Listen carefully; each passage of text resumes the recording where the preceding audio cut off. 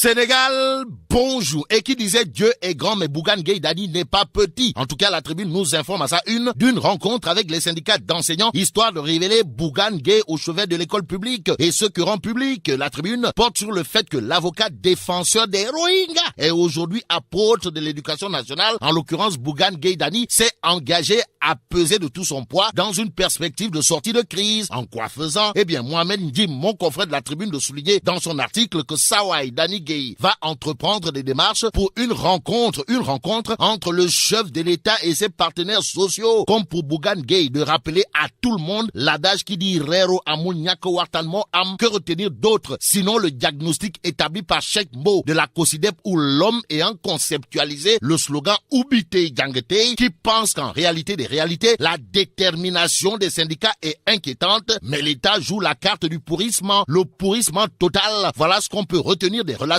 entre le pouvoir et l'opposition d'après le quotidien.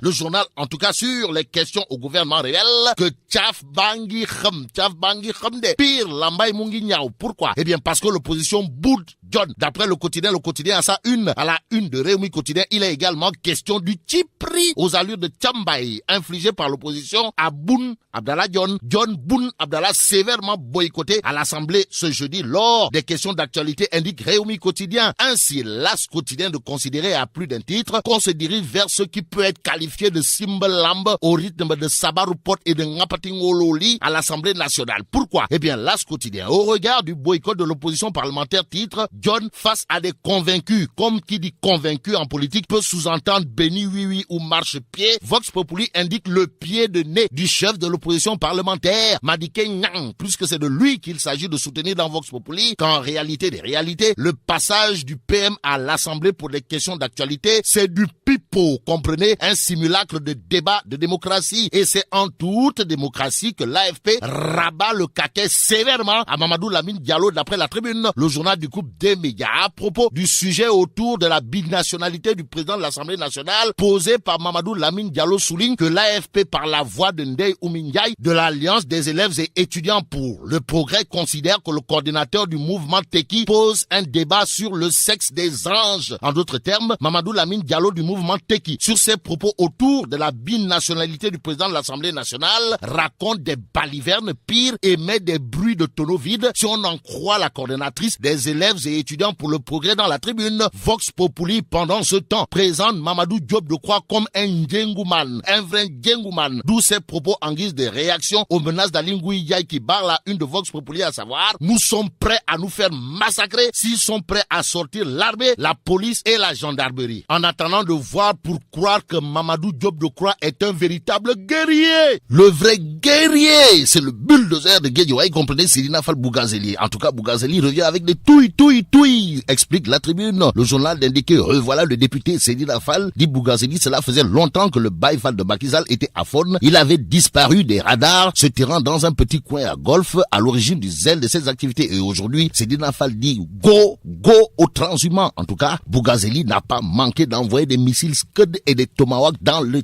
Tchaya de Ndamal Kadior, pris à partie par le Baye-Fall de Macky Sall ou le bulldozer de Macky Sall à Guédiawaye, Bougazeli. Terminons avec la Tribune qui nous emmène à Grand Yoff pour dire quoi? Eh bien, pour parler d'un couple agressé en plein jour. Et là, mais là tu dong de.